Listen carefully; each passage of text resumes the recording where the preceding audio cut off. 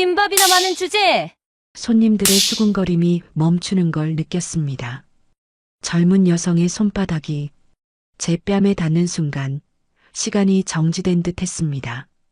저는 눈물을 참으며 고개를 숙였습니다. 제발 조용히 좀. 하지만 여자는 멈추지 않았습니다. 뭐, 조용히? 또 한 번 손이 올라왔습니다. 바로 그때 뒤에서 차가운 목소리가 들려왔습니다. 손 내리세요. 사연 시작 전 무료로 할 수 있는 구독과 좋아요 부탁드립니다.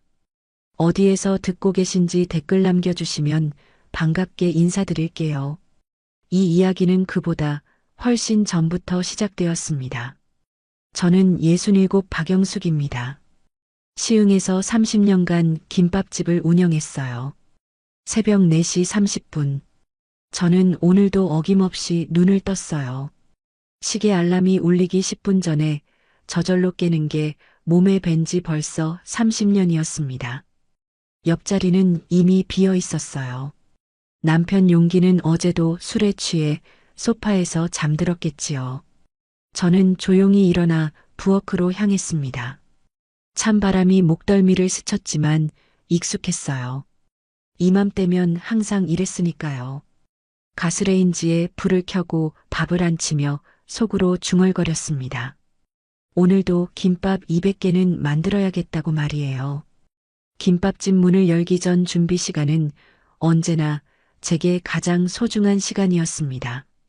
아무도 없는 조용한 부엌에서 혼자만의 평화를 누릴 수 있는 유일한 순간이었어요. 칼로 단무지를 써는 소리, 도독도독. 계란을 프라이팬에 붙이는 지글지글 소리. 이 모든 게 저에게는 위안이었습니다. 30년 전 첫 아이를 가졌을 때를 떠올렸어요. 그때도 새벽에 일어나 입덧을 하면서 남편 아침을 차려주곤 했습니다. 그땐 행복했어요. 남편도 성실했고 앞으로 태어날 아이 때문에 설레기도 했었거든요. 민재가 태어나던 날을 잊을 수 없습니다. 산부인과에서 처음 품에 안은 그 작은 생명체. 주먹만 한 얼굴에 눈을 꼭 감고 있는 모습이 천사 같았어요. 저는 그때 다짐했습니다. 이 아이만은 행복하게 키우겠다고 말이에요. 영수가 또 그렇게 일찍 일어났어? 뒤에서 들려온 목소리에 제가 고개를 돌렸습니다. 옆집 박 여사가 김이 모락모락 나는 커피컵을 들고 서 있었어요. 박 여사는 저보다 5살 위였지만 늘 저를 챙겨주는 언니 같은 존재였습니다. 언니, 이렇게 일찍 왜 나와요? 박 여사가 커피를 건네며 미소를 지었어요. 온기가 손끝까지 전해지는 따뜻함이었습니다. 나도 잠이 안 와서. 자꾸 뒤척이니까 남편이 시끄럽다고 투덜거리더라고. 저는 고맙게 커피를 받아 한 모금 마셨어요.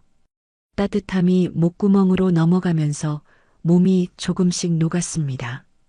박 여사와 이런 시간을 갖는 게 얼마나 소중한지 몰라요. 언니 고마워요. 매번 이렇게 챙겨주시는데. 뭔 소리야? 우리가 남이야? 이 동네에서 30년 넘게 산 사이인데. 박 여사의 목소리에는 진심이 묻어 있었습니다.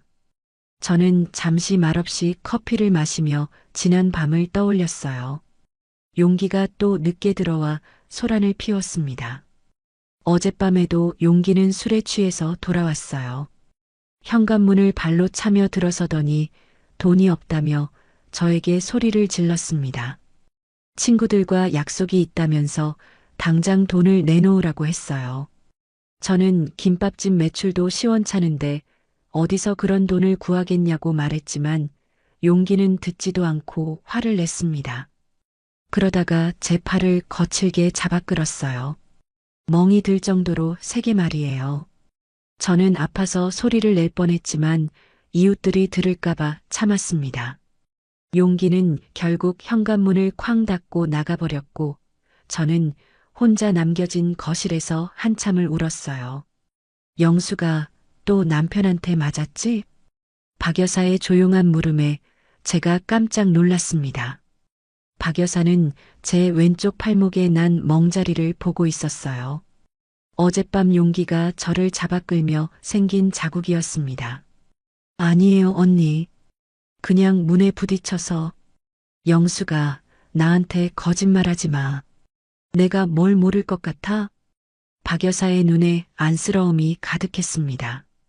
저는 더 이상 말을 잇지 못하고 고개를 떨궜어요. 이런 모습을 박 여사에게 보이는 게 부끄러웠습니다. 박 여사가 제 어깨를 토닥였어요. 그 손길이 얼마나 따뜻한지 몰라요. 마치 어머니의 손길 같았습니다. 언니가 항상 말하지만 넌 너무 착해. 그래서 더 걱정되는 거야. 두 사람은 잠시 조용히 서 있었습니다. 새벽 공기는 차가웠지만 서로의 온기로 따뜻해졌어요.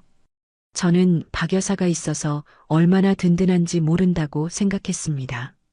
박 여사와 이웃이 된 건 민재가 초등학교에 다닐 때였어요.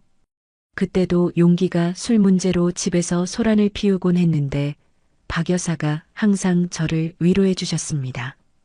때로는 민재를 자기 집에서 재워주기도 하고 제가 힘들 때마다 옆에서 묵묵히 지켜봐 주셨어요. 그나저나 영수가 민재는 요즘 어떻게 지내? 민재요? 요즘 좀 바쁜가 봐요. 혜린이랑 결혼한 후로는 연락이 뜸해졌어요. 제 목소리에 그리움과 걱정이 섞여 있었습니다. 민재는 제 전부였어요. 남편이 술과 도박에 빠져 집을 돌보지 않을 때도 저는 오직 민재 하나만 보고 버텨왔습니다. 민재가 어릴 때는 정말 착했어요. 학교에서 돌아오면 항상 제 손을 잡고 김밥집을 도와주곤 했습니다. 의자에 올라서서 서투른 손놀림으로 김밥을 마는 모습이 얼마나 예뻤는지 몰라요. 엄마, 내가 커서 돈 많이 벌면 엄마한테 큰 집 사드릴게. 그때 민재가 했던 말이 아직도 귓가에 선합니다. 어린 나이에도 어머니를 생각하는 마음이 얼마나 기특했는지 몰라요. 그런 민재가 자라서 좋은 사람 만나 결혼까지 했는데 요즘은 왜 이렇게 연락이 뜸할까 싶어서 걱정이 됩니다. 우리 민재가 그랬구나. 착한 아들이네. 박 여사가 따뜻하게 미소 지으며 말했습니다. 하지만 곧 표정이 조금 어두워졌어요. 영수가 그런데 요즘 동네에 좀 이상한 일이 있어서 그러는데. 이상한 일이요? 저는 고개를 들며 물었습니다. 박 여사는 주변을 한번 둘러보더니 목소리를 낮췄어요. 요즘 우리 동네에 이상한 차가 자주 서 있어. 검은색 승용차인데 번호판도 잘 안 보이고. 검은색 승용차요? 응. 주로 밤늦게 오는 것 같은데 창문도 짙게 썬팅되어 있어서 안이 안 보여.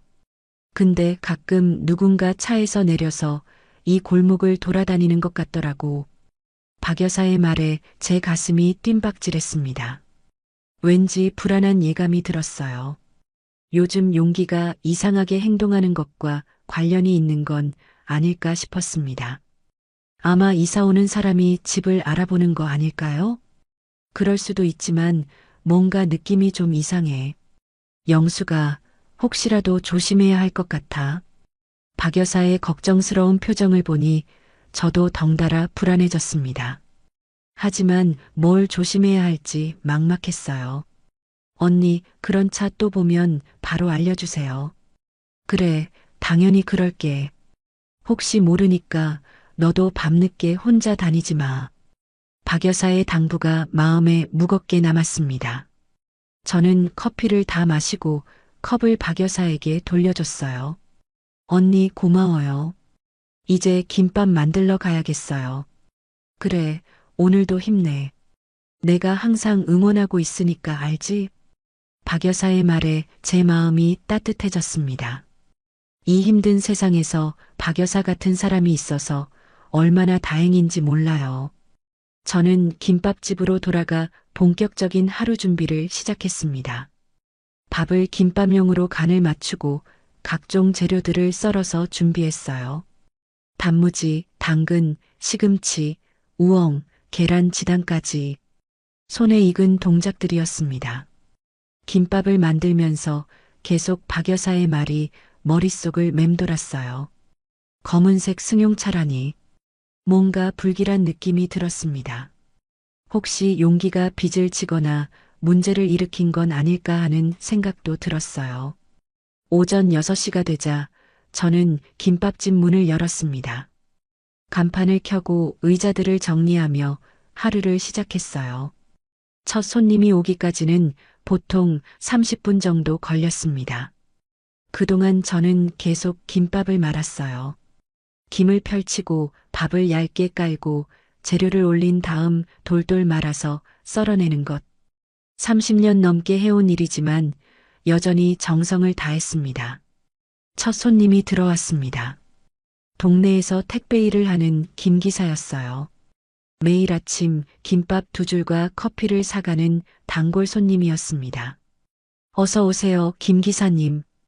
오늘은 어떤 김밥 드릴까요? 늘 먹던 거요. 참치김밥 1줄, 소고기 김밥 1줄. 저는 능숙하게 김밥을 포장했습니다. 김 기사는 따뜻한 커피와 함께 김밥을 받아들었어요. 사장님, 요즘 동네 분위기가 좀 이상하지 않아요? 김 기사의 말에 제가 고개를 들었습니다. 박 여사가 했던 말이 생각났어요. 어떤 면에서요? 아, 별거 아닐 수도 있는데 요즘 낯선 사람들이 이 골목을 자주 돌아다니는 것 같더라고요. 택배 다니다 보니까 눈에 띄더라고. 제 가슴이 다시 뛰기 시작했습니다. 박 여사의 말과 김 기사의 말이 일치하니까 더욱 불안해졌어요. 낯선 사람들이요? 네, 특히 밤늦게요. 뭔가 찾는 것 같은데 혹시 사장님은 못 보셨어요? 저는 잠시 생각해 봤습니다. 요즘 밤늦게 집에 있을 때 가끔 발소리가 들리긴 했어요. 하지만 그냥 지나가는 사람이려니 했었습니다. 글쎄요, 잘 모르겠어요. 아, 그냥 제가 괜한 걱정하나 보네요.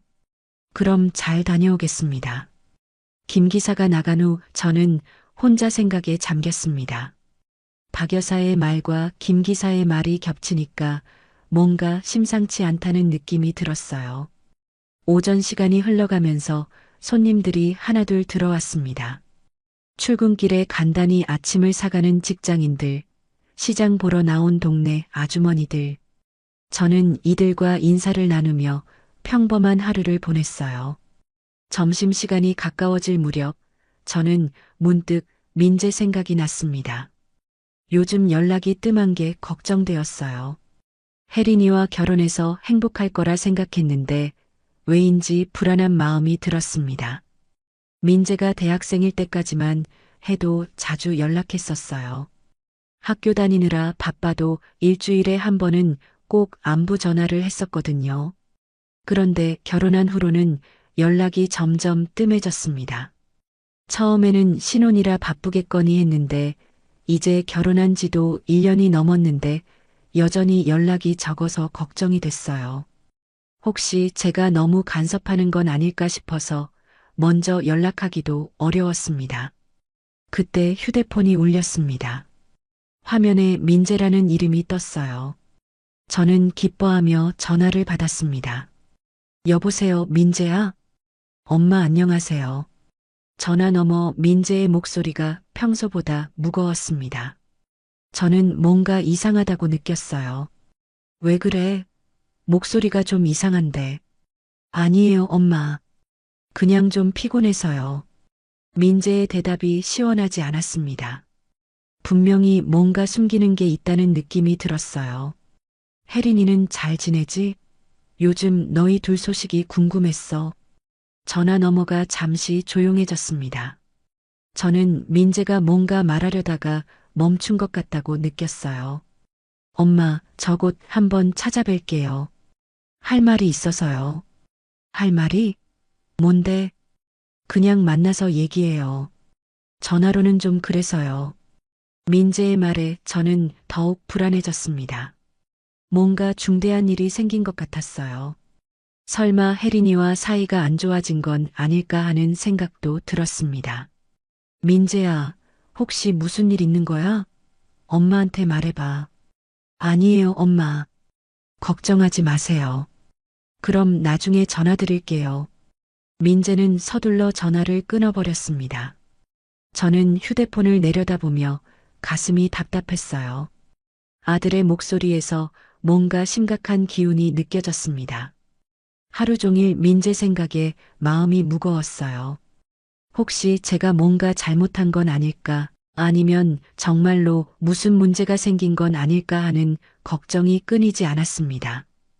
그날 저녁 김밥집 문을 닫고 박 여사와 함께 동네를 한 바퀴 돌았습니다. 박 여사가 말했던 검은색 승용차를 찾아보려고 했어요. 하지만 특별히 이상한 차는 보이지 않았습니다. 오늘은 없네, 영수가. 그러게요. 아마 제가 너무 예민하게 생각하나 봐요. 아니야, 조심해서 나쁠 거 없어. 요즘 세상이 어떤데. 두 사람은 천천히 집으로 돌아갔습니다. 하지만 제 마음은 여전히 불안했어요. 민재의 전화와 동네의 이상한 기운이 겹쳐서 더욱 걱정되었습니다. 그날 밤 저는 잠들기 전 창문 너머를 내다봤습니다. 고요한 골목길에는 아무것도 보이지 않았어요. 하지만 어딘가에서 저를 지켜보는 시선이 있을 것 같은 느낌을 지울 수 없었습니다. 앞으로 무슨 일이 벌어질지 모르겠지만 저는 박 여사가 있어서 든든했어요. 30년 넘게 이웃으로 지내온 박 여사는 저에게 가족 같은 존재였습니다. 이 힘든 세상에서 그분 같은 사람이 있어서 얼마나 다행인지 몰라요. 잠자리에 들면서도 계속 민재가 걱정되었습니다. 내일은 꼭 다시 연락해서 무슨 일인지 자세히 물어봐야겠다고 생각했어요. 아들이 변했다는 걸 언제부터 눈치챘을까요? 아마도 그 아이가 제 눈을 똑바로 보지 못하기 시작한 때부터였을 거예요. 예전엔 김밥집에 와서 엄마, 오늘 장사 어때? 라며 밝게 웃던 민재가 어느 순간부터 고개를 숙이고 말을 더듬기 시작했습니다. 그날도 밤 11시가 넘어서였어요. 저는 이미 잠자리에 들었는데 현관문을 두드리는 소리가 들렸습니다. 쿵쿵쿵. 누군가 급하게 문을 치고 있었어요. 누구세요? 제가 조심스럽게 물었습니다. 이 시간에 찾아올 사람이 없었거든요.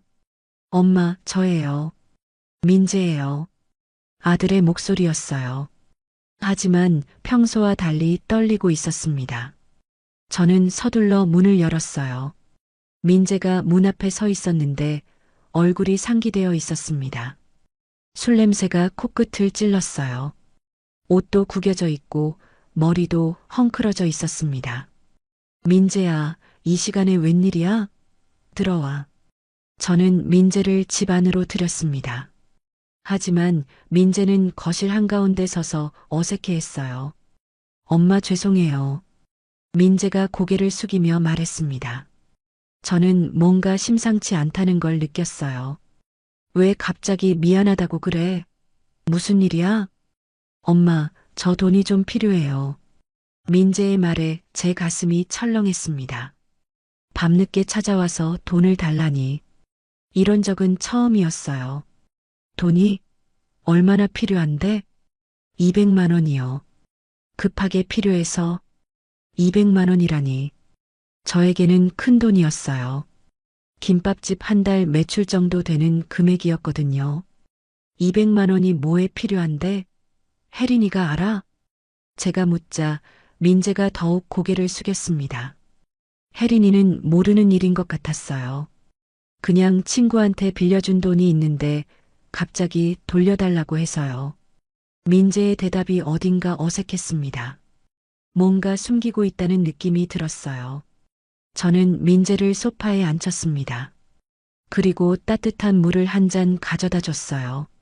민재는 떨리는 손으로 물잔을 받았습니다. 민재야, 엄마한테 정말 이유를 말해봐. 뭔 일이야? 제가 다시 물었지만 민재는 대답을 피했어요. 그저 급하다는 말만 반복했습니다. 저는 마음이 복잡했어요. 아들이 도움을 청하는데 외면할 수는 없었지만 이상한 느낌을 지울 수가 없었거든요. 민재야, 엄마가 그 돈은 없어. 김밥집 매출도 요즘 시원찮고. 엄마, 제발요. 정말 급해요. 내일까지 꼭 마련해야 해요. 민재의 목소리가 간절했습니다. 제 가슴이 아팠어요. 아들이 이렇게 애원하는 모습을 보니 마음이 찢어지는 것 같았습니다. 알겠어. 엄마가 어떻게든 해볼게. 결국 저는 그렇게 대답했어요. 민재의 얼굴에 안도감이 스쳤습니다. 고마워요, 엄마. 정말 고마워요. 민재가 일어서며 말했습니다. 하지만 뭔가 석연치 않았어요. 고맙다고 말하면서도 제 눈을 제대로 보지 못했거든요. 민재야, 혹시 무슨 문제에 휘말린 거 아니야? 제가 걱정스러운 마음에 물었지만 민재는 아니라며 서둘러 나갔습니다. 저는 현관문이 닫히는 소리를 들으며 한참을 서 있었어요. 그날 밤 잠을 이룰 수 없었습니다. 민재의 모습이 계속 머릿속을 맴돌았어요. 술에 취한 얼굴, 떨리는 손, 그리고 제 눈을 피하는 모습. 뭔가 큰 문제가 생긴 게 분명했습니다. 다음 날 새벽 저는 일찍 일어나 은행에 갔어요. 노후를 위해 모아둔 적금을 해지했습니다. 200만 원을 만들기 위해서였어요. 은행 직원이 물었습니다. 중도 해지하시면 이자가 깎이는데 괜찮으세요? 저는 고개를 끄덕였어요. 아들이 급하다고 하는데 이자가 뭐가 중요했겠어요. 적금을 해지하고 나오는 길에 박 여사를 만났습니다. 박 여사는 제 표정을 보고 금세 뭔가 잘못됐다는 걸 알아챘어요. 영수가 무슨 일 있어? 얼굴이 안 좋아 보이는데. 아니에요, 언니. 별일 없어요. 저는 애써 웃으며 대답했지만 박 여사는 쉽게 넘어가지 않았어요. 영수가 나한테 뭘 숨기려고 그래. 뭔 일인지 말해봐. 박 여사의 따뜻한 말에 저는 결국 어젯밤 일을 털어놨습니다. 민재가 찾아와서 돈을 달라고 했다는 것, 그래서 적금을 해지했다는 것까지 모두 말했어요. 박 여사의 표정이 점점 어두워졌습니다. 뭔가 아는 게 있는 것 같았어요. 영수가 혹시 민재가 요즘 어떤 사람들과 어울리는지 알아? 무슨 말씀이세요? 내가 며칠 전에 들은 얘긴데 민재가 요즘 술집 사람들하고 어울린다더라고. 박 여사의 말에 제가 깜짝 놀랐습니다. 민재가 술집 사람들과 어울린다니요.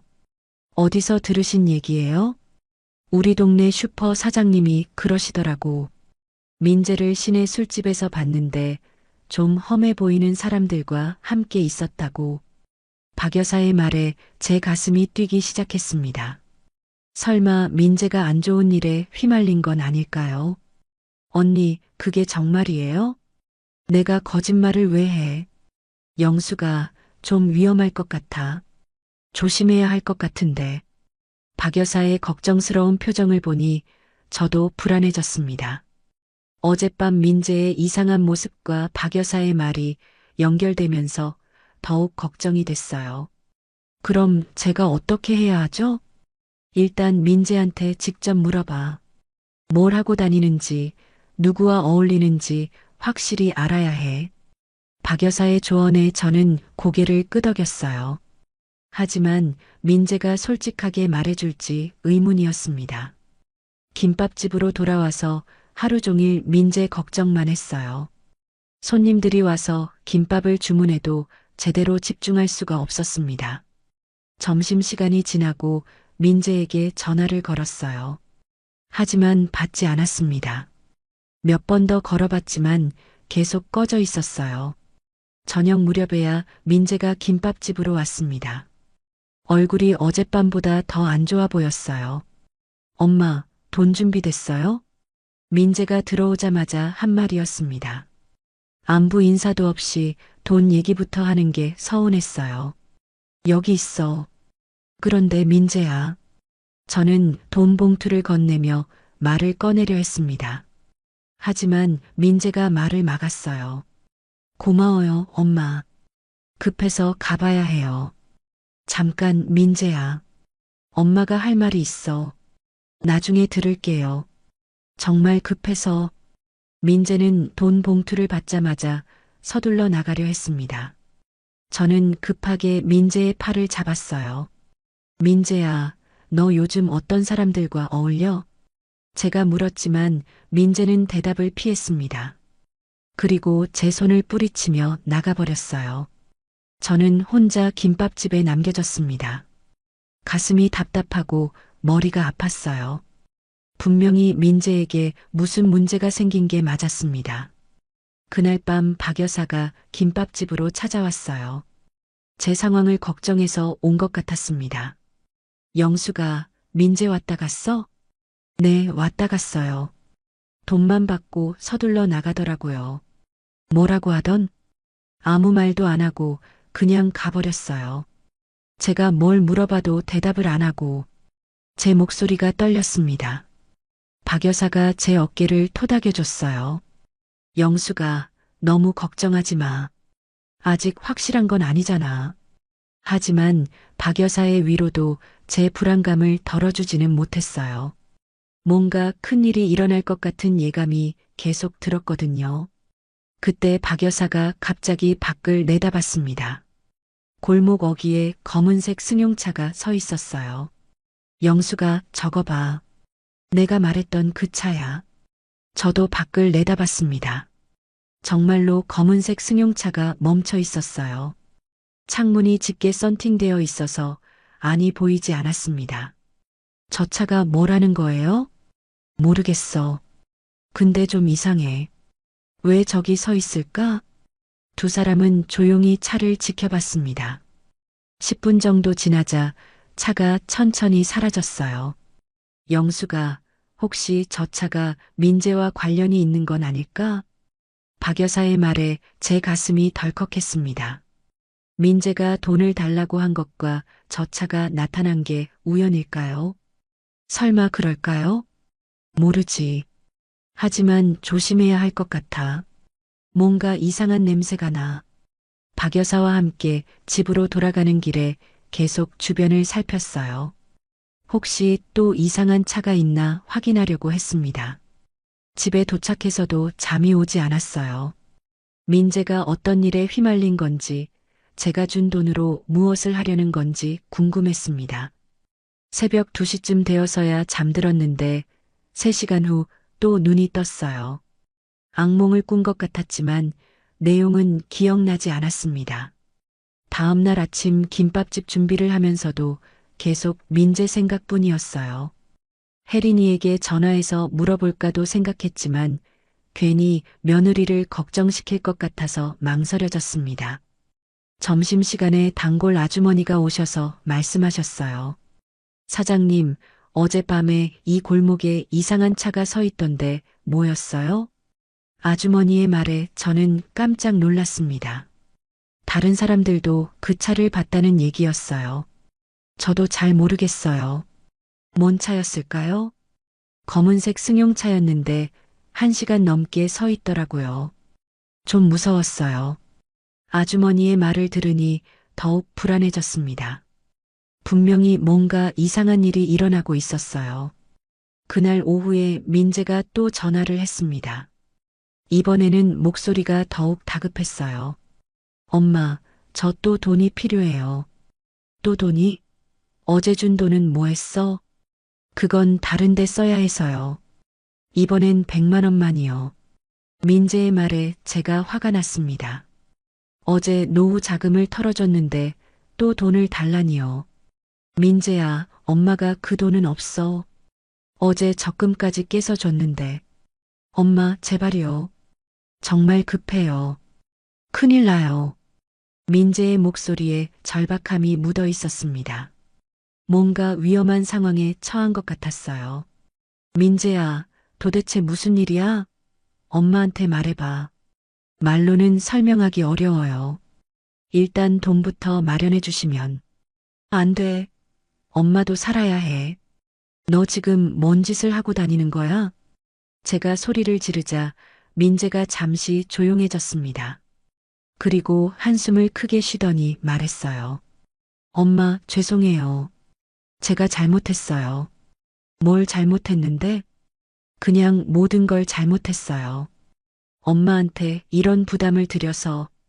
민재의 목소리가 떨리고 있었습니다. 울고 있는 것 같았어요. 민재야, 엄마한테 와. 얼굴 보고 얘기하자. 아니에요. 지금은 안 돼요.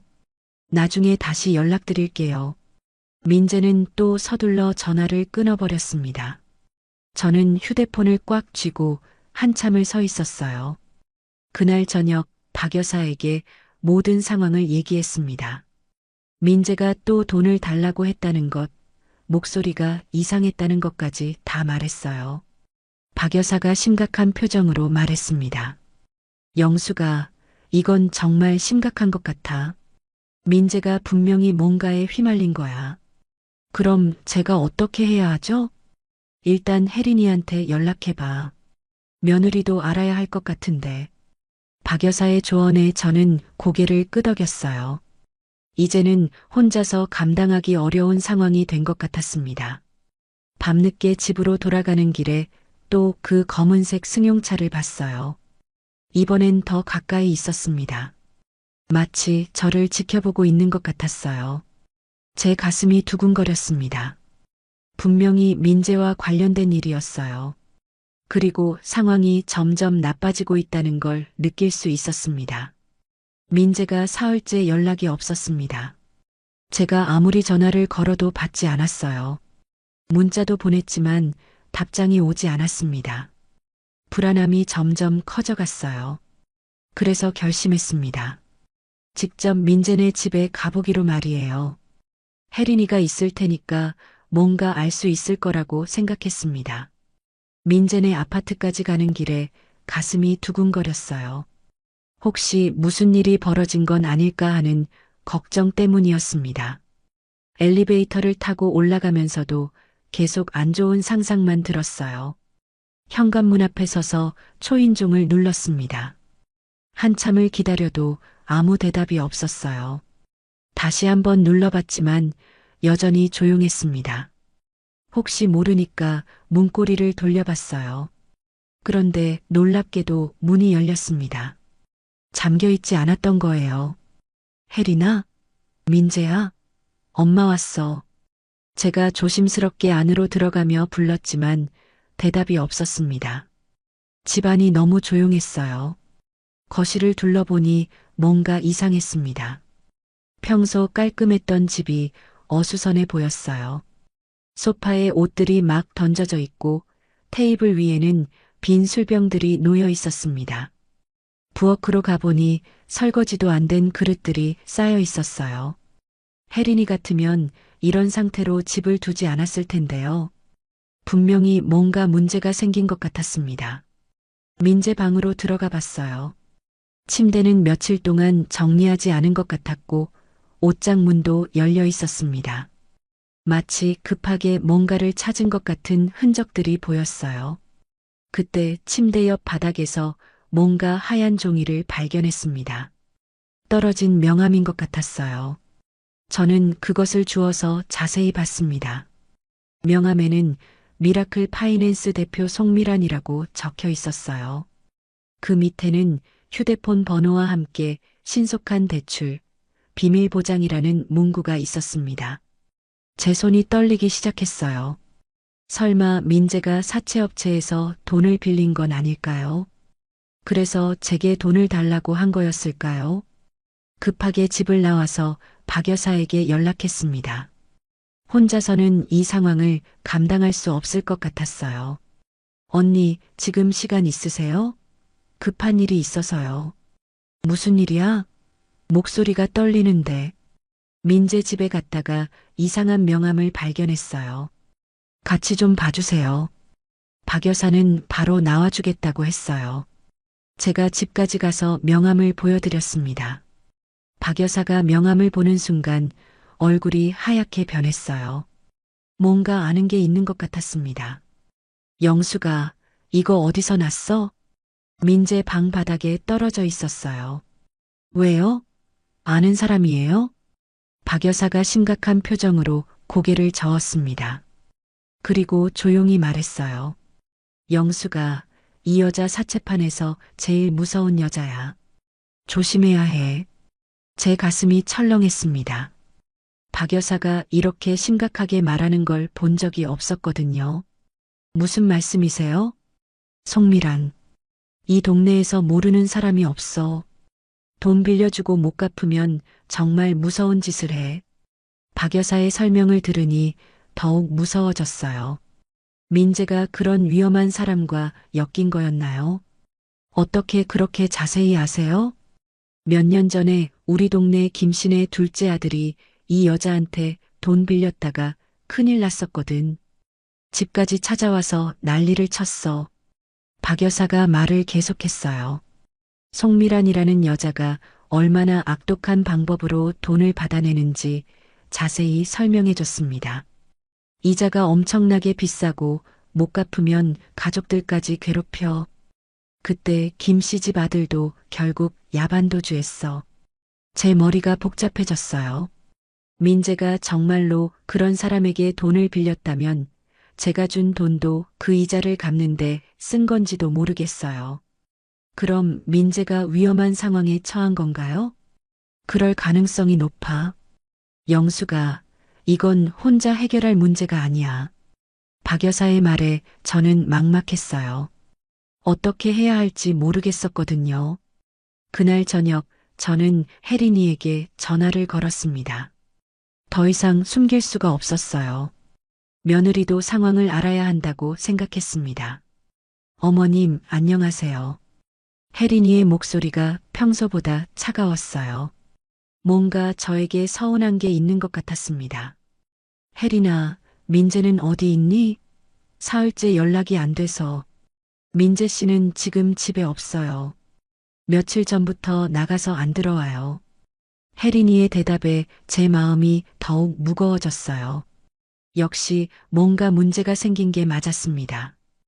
혜린아, 혹시 민재가 돈 문제로 힘들어하는 거 알고 있어? 전화 너머가 잠시 조용해졌습니다. 혜린이도 뭔가 알고 있는 것 같았어요. 어머님, 솔직히 말씀드리면 민재 씨가 요즘 이상해요. 술도 많이 마시고 밤마다 나가서 늦게 들어와요. 그럼 너도 걱정되었겠구나. 네, 걱정이 많이 돼요. 그런데 민재 씨가 아무 말도 안 해서 혜린이의 목소리에 슬픔이 묻어 있었습니다. 아마 저보다 더 힘들었을 거예요. 저는 혜린이에게 제가 알게 된 사실들을 모두 말했어요. 민재가 돈을 달라고 한 것, 사채업자 명함을 발견한 것까지 다 털어놨습니다. 어머님, 정말이에요? 사채업자요? 혜린이가 놀라며 물었습니다. 아무래도 처음 듣는 얘기인 것 같았어요. 그래, 박 여사가 그 여자를 안다고 하더라. 아주 무서운 사람이라고. 그럼 민재가 정말 위험한 상황에 처한 건가요? 혜린이의 목소리가 떨리고 있었습니다. 저도 똑같이 무서웠어요. 혜린아, 우리가 뭔가 해야 할 것 같은데. 이대로 두면 안 될 것 같아. 네, 어머님. 제가 민재 씨를 찾아서 꼭 데려올게요. 혜린이와 통화를 마친 후에도 마음이 편하지 않았어요. 상황이 생각보다 심각한 것 같았거든요. 그날 밤 10시쯤 박 여사가 급하게 집으로 왔어요. 뭔가 중요한 정보를 가지고 온 것 같았습니다. 영수가 큰일 났어. 방금 전에 그 검은 차를 또 봤는데 이번엔 번호판을 확인했어. 박 여사가 종이에 적어온 번호판을 보여줬어요. 그리고 더 놀라운 얘기를 해줬습니다. 근데 그 차에서 여자가 내렸는데 송미란이었어. 틀림없어. 제 온몸에 소름이 돋았습니다. 그 무서운 사채업자가 저희 동네까지 온 거였어요. 정말이에요? 응. 내가 직접 봤으니까 틀림없어. 그 여자가 이 골목을 돌아다니더라고. 박 여사의 말에 저는 더욱 무서워졌어요. 송미란이 저희를 찾고 있는 건지도 모르겠습니다. 언니, 그럼 우리가 위험한 건 아닌가요? 모르겠어. 하지만 조심해야 할 것 같아. 혹시 모르니까 밤에는 문단속 잘하고. 박 여사와 함께 집 주변을 확인해 봤어요. 다행히 그때는 검은 차가 보이지 않았습니다. 하지만 집으로 들어가서도 계속 불안했어요. 창문 너머로 누군가 저를 지켜보고 있는 것 같은 느낌이 들었거든요. 그날 밤 잠을 제대로 이루지 못했습니다. 조금만 소리가 나도 깨서 밖을 확인했어요. 밤 2시쯤엔 정말로 누군가 집 앞을 지나가는 발소리가 들렸습니다. 다음 날 아침 김밥집 문을 열고 나서도 계속 주변을 살폈어요. 혹시 송미란이나 그 일당들이 나타나지 않을까 해서였습니다. 점심시간에 단골 아주머니들이 오셔서 말씀하셨어요. 사장님, 요즘 이 동네에 이상한 사람들이 자주 돌아다니던데 뭐예요? 어떤 사람들이요?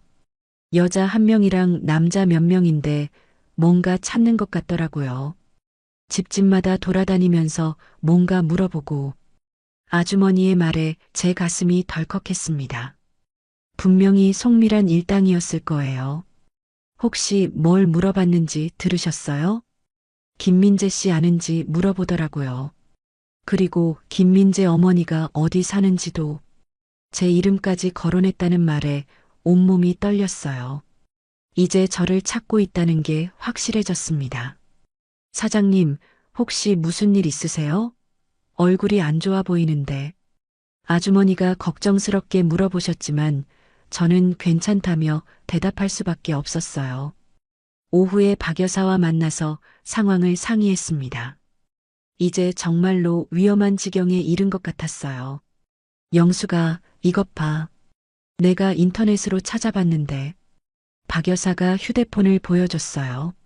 송미란에 대한 기사들이 나와 있었습니다.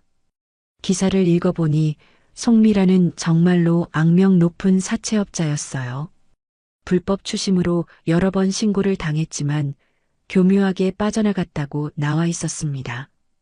이 여자가 한 짓들을 보면 정말 무서워. 돈 못 갚는 사람 집에 찾아가서 물건도 부수고 가족들도 협박하고. 박 여사의 설명을 들으니 더욱 두려워졌어요. 민재가 그런 사람과 엮였다니 어떻게 해야 할지 막막했습니다. 언니, 우리가 경찰에 신고하면 안 될까요? 아직 직접적인 피해를 당한 게 아니라서 어려울 것 같아. 증거도 명확하지 않고.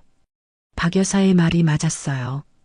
아직은 단순히 의심스러운 상황일 뿐이었거든요. 그날 저녁 집에 돌아가는 길에 또 그 검은 차를 봤어요. 이번에는 더 가까이 있었고 차 안에서 누군가 저를 지켜보고 있는 것 같았습니다. 급하게 집으로 들어가서 문을 잠갔어요.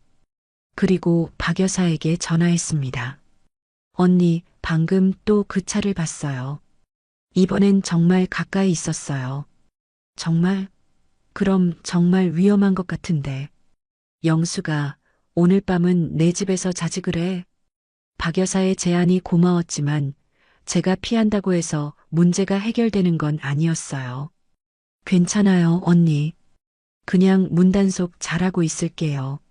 하지만 그날 밤은 정말로 무서웠어요. 밤새도록 문 밖에서 발소리가 들렸고 몇 번인가 누군가 문고리를 돌리려는 소리도 났습니다. 새벽 4시쯤 되어서야 조용해졌어요. 하지만 잠을 이룰 수가 없었습니다. 이제 정말로 심각한 상황에 처했다는 걸 알 수 있었어요. 민재 때문에 저까지 위험에 빠진 것 같았습니다. 다음 날 아침 현관문을 열고 나가려는데 문 앞에 종이가 한 장 떨어져 있었어요. 누군가 밤에 놓고 간 것 같았습니다. 종이를 주워서 읽어보니 등골이 오싹했어요. 김민재 어머니, 아들 빚갚을 준비하세요. 곧 연락드리겠습니다. 라고 적혀 있었습니다. 제 손이 떨리기 시작했어요. 이제 직접적인 협박까지 받게 된 거였어요. 상황이 점점 더 나빠지고 있었습니다. 협박 쪽지를 발견한 그날, 저는 혜린이에게 연락했습니다. 더 이상 혼자 감당할 수 없는 상황이 되었거든요. 혜린이는 바로 김밥집으로 왔어요. 문을 열고 들어서는 혜린이의 모습을 보니 마음이 복잡했습니다. 평소보다 얼굴이 많이 상해 있었어요. 아마 민재 때문에 잠도 못 자고 걱정만 했을 거예요. 어머님, 안녕하세요. 혜린이가 인사했지만 목소리가 힘없었습니다. 저는 얼른 의자를 권하며 따뜻한 차를 끓여줬어요. 혜린아, 많이 힘들었지? 얼굴이 많이 상했구나. 괜찮아요, 어머님. 그것보다 어머님이 더 힘드실 텐데.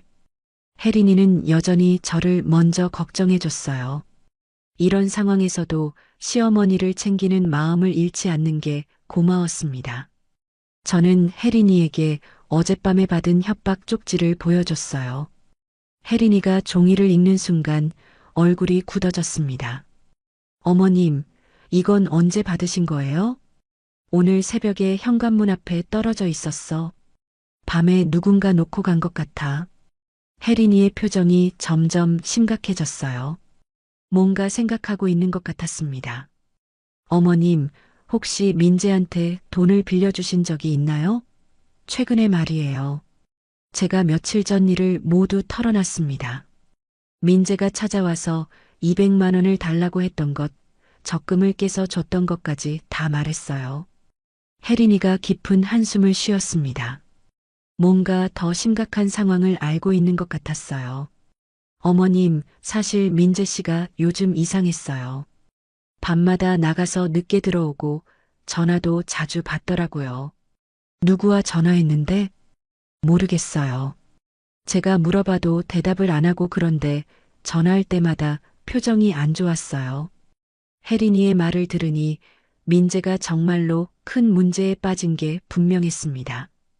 며느리까지 힘들게 하고 있으니 마음이 더욱 무거웠어요.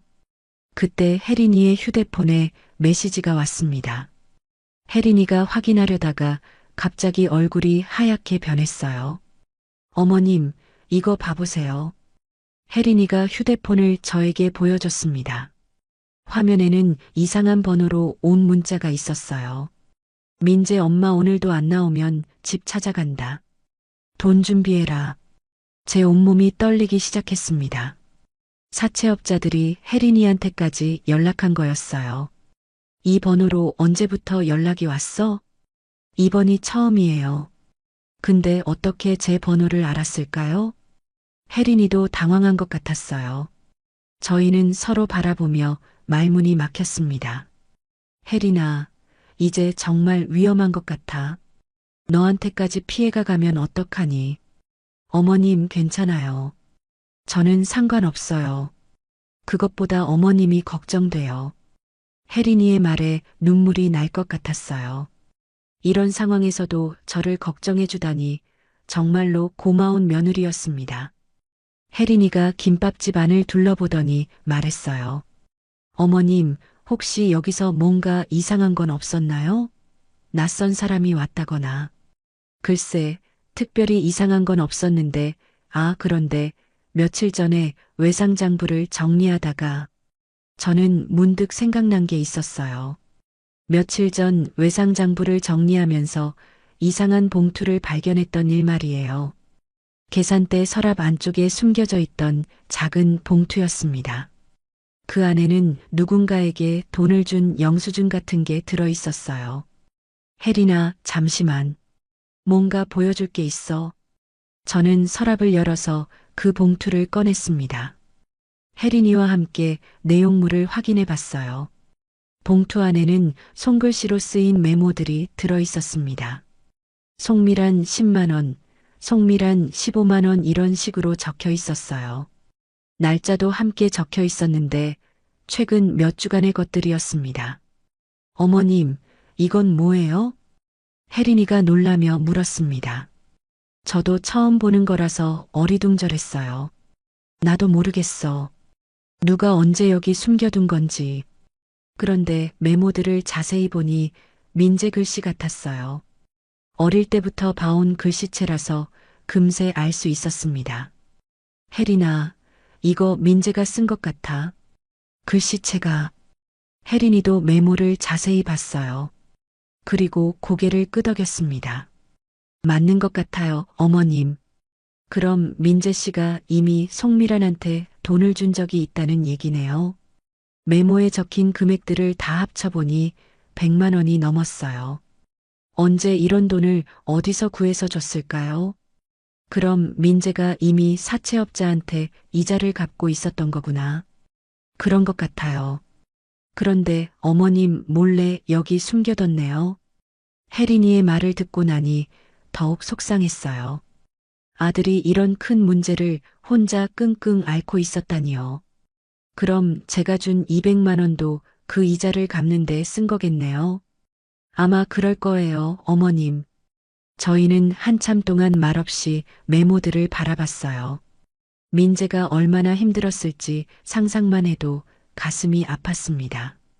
혜린이가 조용히 말했어요. 어머님, 저도 사실은 알고 있었어요. 뭘 알고 있었다고? 민재가 요즘 이상하다는 걸요. 밤마다 전화 받고 돈 얘기만 하고 그런데 물어봐도 말을 안 해서 답답했어요. 혜린이의 목소리에 서운함이 묻어 있었어요. 남편이 자신에게 숨기고 있다는 게 얼마나 힘들었을까요? 혜린아, 너도 많이 힘들었겠구나. 괜찮아요, 어머님. 그것보다 제가 미리 알았다면 어머님이 이런 고생 안 하셨을 텐데 죄송해요. 혜린이가 고개를 숙이며 사과했어요. 하지만 이건 혜린이 잘못이 아니었거든요. 무슨 소리야? 내 잘못이 아니야. 민재가 우리한테 말을 안 한 거지. 저는 혜린이를 위로하려고 했지만 정작 제 마음도 복잡했어요. 이 모든 상황이 제 탓인 것 같았거든요. 어머님, 그런데 이제 어떻게 해야 할까요? 혜린이가 걱정스럽게 물었습니다. 저도 답을 모르겠었어요. 일단 민재부터 찾아야 할 것 같아. 얘기를 해봐야지. 네, 저도 그렇게 생각해요. 제가 친구들한테 물어볼게요. 혜린이가 나서서 도와주겠다고 했어요. 이런 상황에서도 저를 도우려는 혜린이가 고마웠습니다.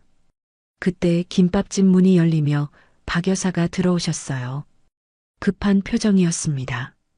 영수가 큰일 났어. 방금 전에 그 송미란이라는 여자가 이 근처에서 돌아다니고 있어. 박 여사의 말에 저와 혜린이가 깜짝 놀랐어요.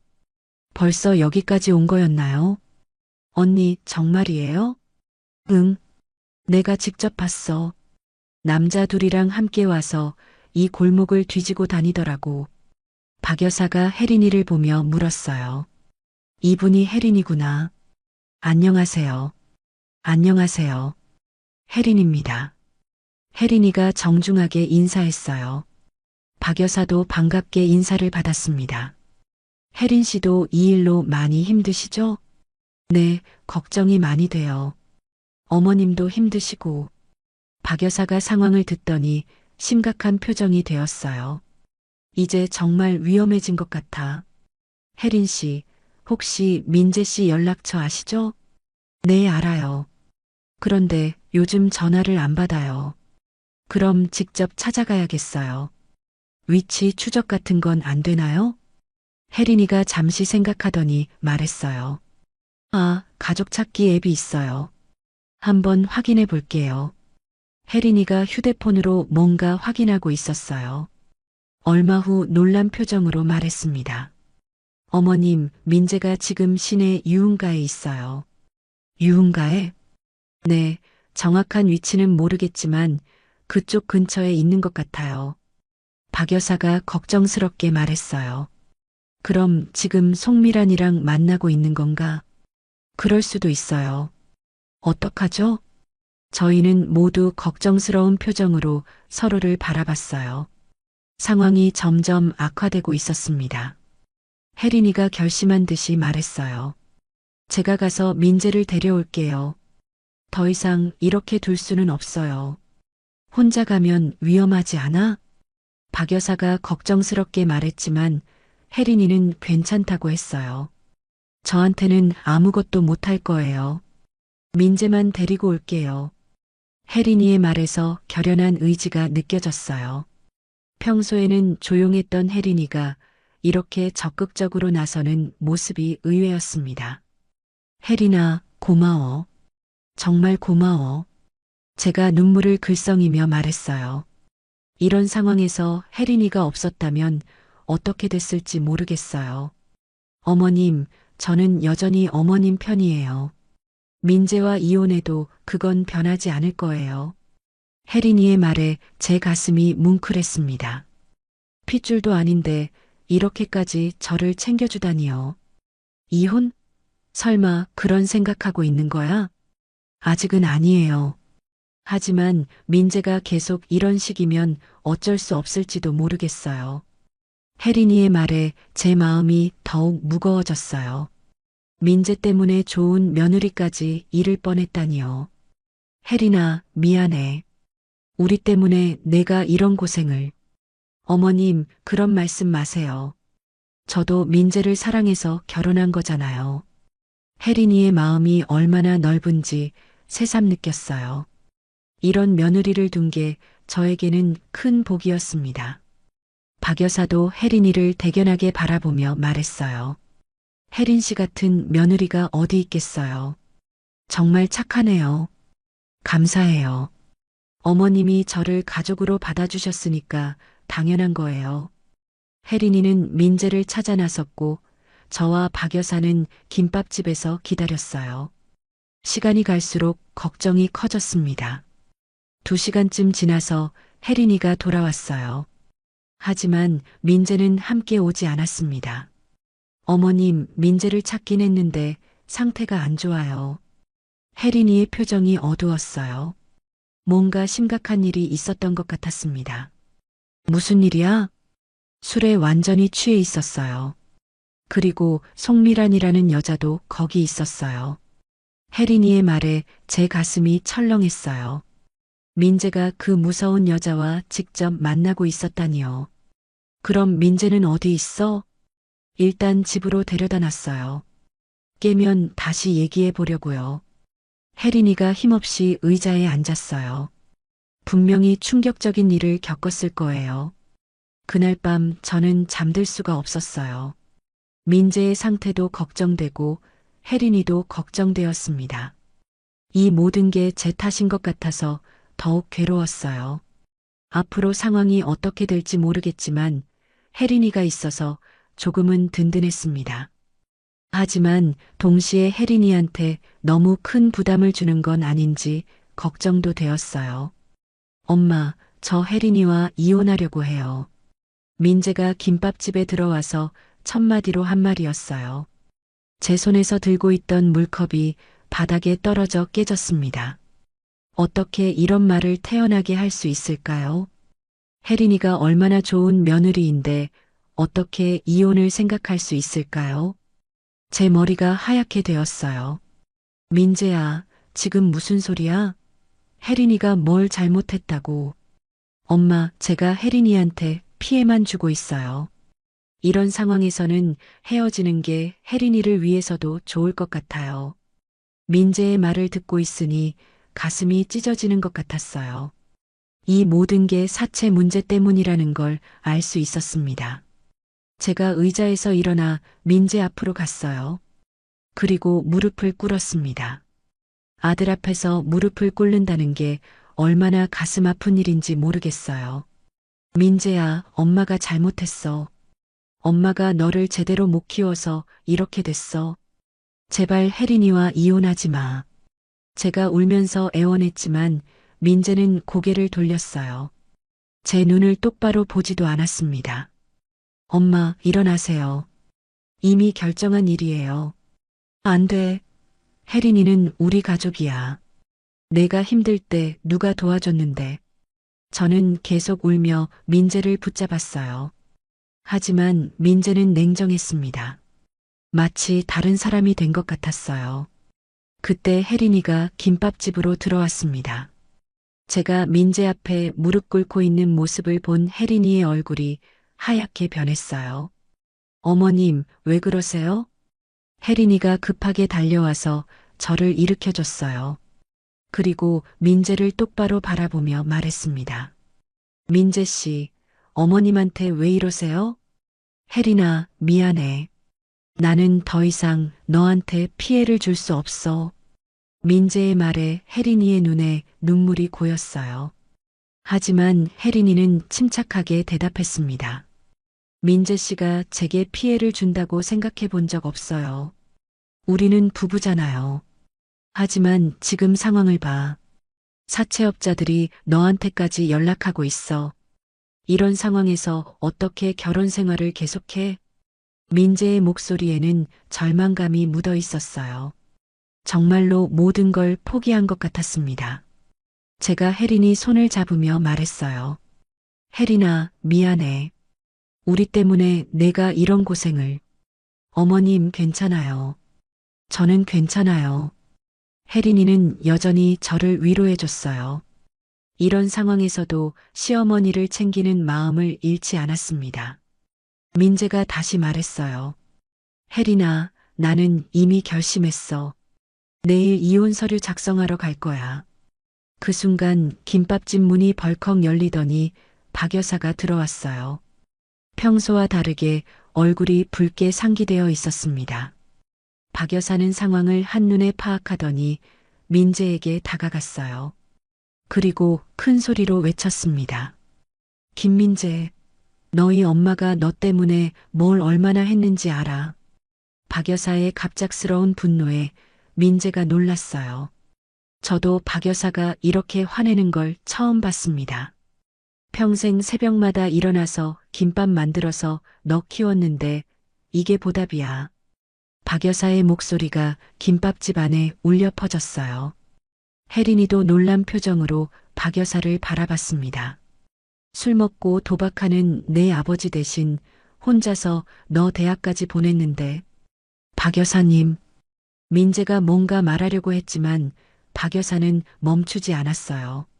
내 엄마가 며칠 전에 노후 자금까지 깨서 너한테 줬다는 거 알아? 그런데도 모자라서 이혼이야? 박 여사의 말에 혜린이가 깜짝 놀랐어요. 아마 노후 자금 이야기는 처음 듣는 것 같았습니다. 어머님, 노후 자금까지요? 혜린이가 저를 걱정스럽게 바라봤어요. 저는 부끄러워서 고개를 숙였습니다.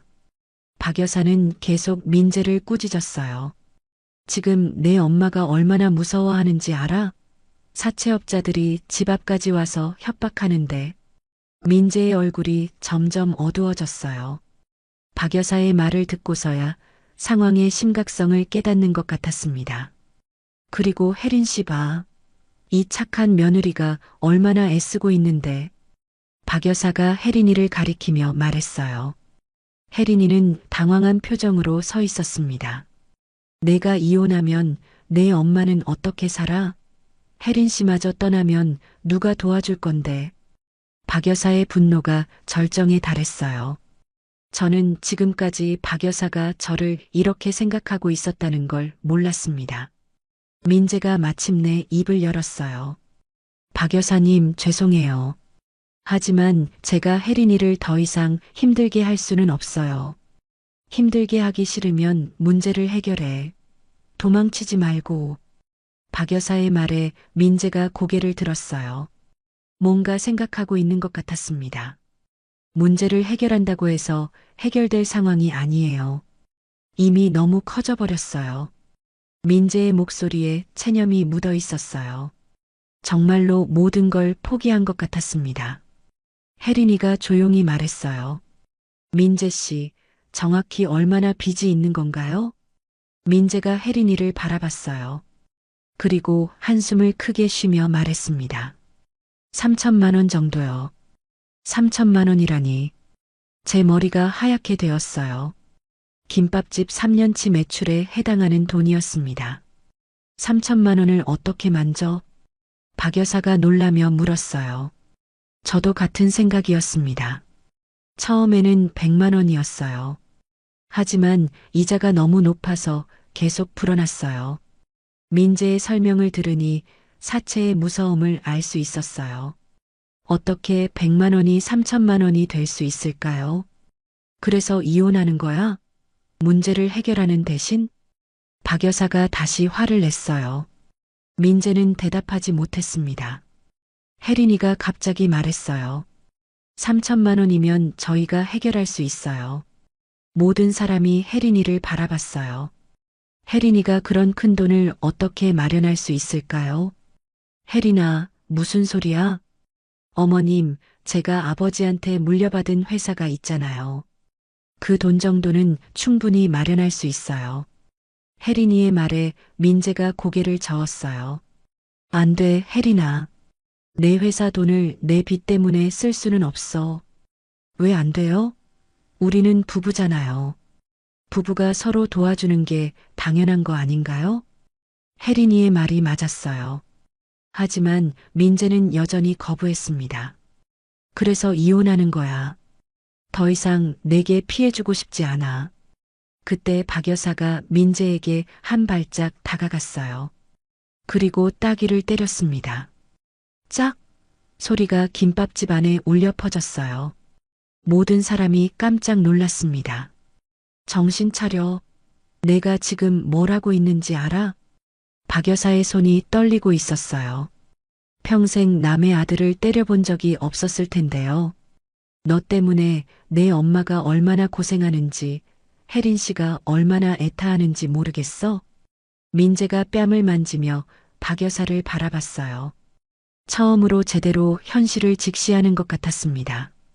이혼해서 문제가 해결돼? 사채업자들이 내 엄마를 그냥 놔둘 것 같아? 박 여사의 말에 저도 깨달았어요. 민재가 이혼한다고 해서 제가 안전해지는 건 아니었습니다. 너는 도망갈 수 있겠지만 내 엄마는 어떻게? 평생 이 동네에서 살아온 내 엄마는? 박 여사의 말에 민재의 얼굴이 변했어요. 처음으로 죄책감을 느끼는 것 같았습니다. 혜린이가 조용히 말했어요. 민재 씨, 저는 여전히 민재 씨 편이에요. 이혼하고 싶으면 이혼해도 되지만 문제부터 해결하고 해요. 혜린이의 말에 제 눈에 눈물이 났어요. 이런 상황에서도 냉정하게 해결책을 생각하는 혜린이가 고마웠습니다. 그리고 어머님은 제가 계속 챙겨드릴 거예요. 이혼해도 그건 변하지 않을 거예요. 혜린이의 말에 박 여사가 고개를 끄덕였어요. 그래, 혜린 씨 말이 맞아. 이혼하든 안 하든 일단 문제부터 해결해야지. 민재가 한참 동안 말없이 서 있었어요. 그리고 마침내 고개를 들며 말했습니다. 죄송해요, 엄마. 그리고 혜린아, 박 여사님도.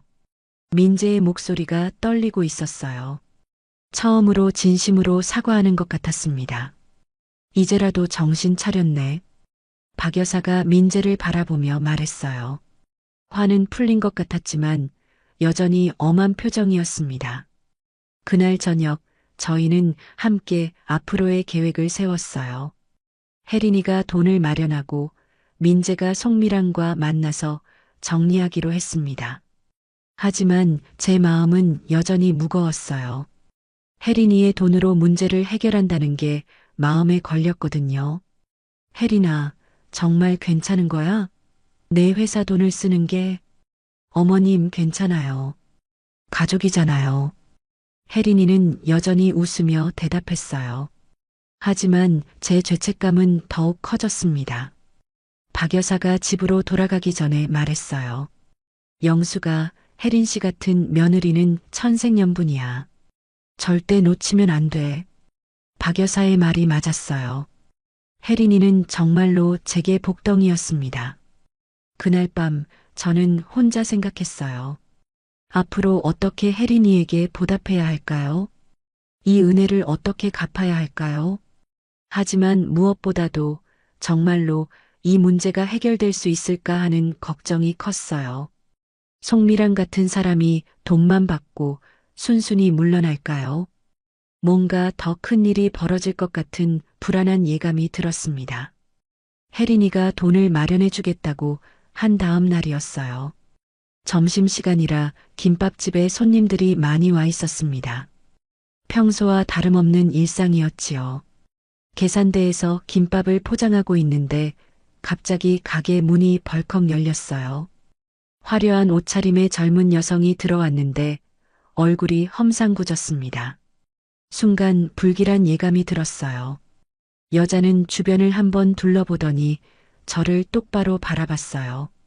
그 시선이 너무 차가워서 등골이 오싹했습니다. 김민재 어머니 맞죠? 여자가 큰 소리로 물었어요.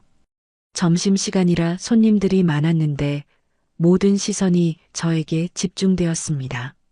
네, 그런데 누구시길래? 제가 당황해서 대답하려는데 여자가 갑자기 계산대 쪽으로 성큼성큼 걸어왔어요. 뭔가 심상치 않은 기운이 느껴졌습니다.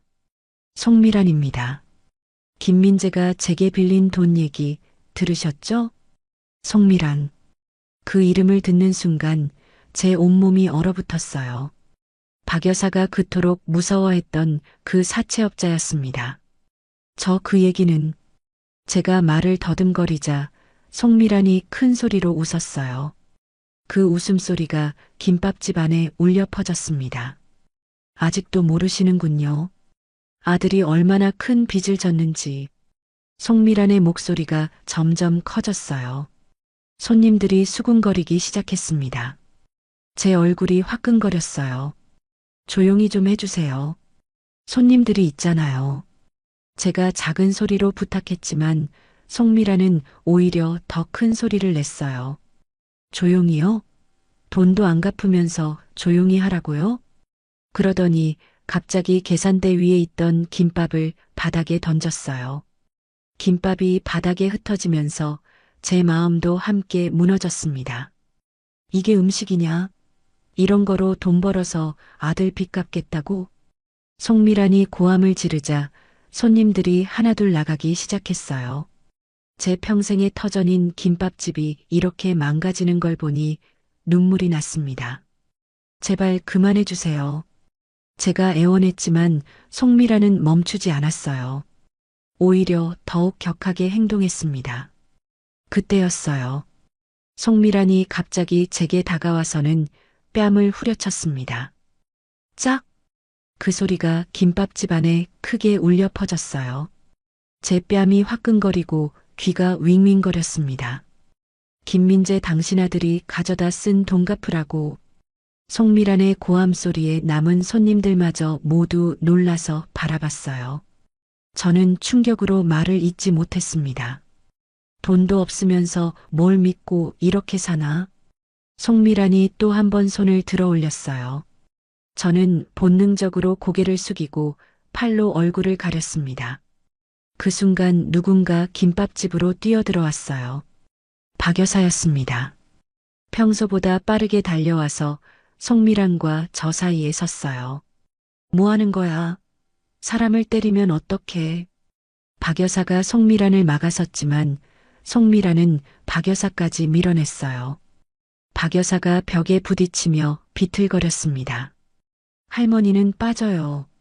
이건 우리끼리 할 얘기예요. 송미란이 박 여사에게 소리쳤어요. 하지만 박 여사는 물러서지 않았습니다. 할머니는 무슨, 내가 이 동네에서 30년을 살았는데. 박 여사가 다시 송미란 앞에 섰어요.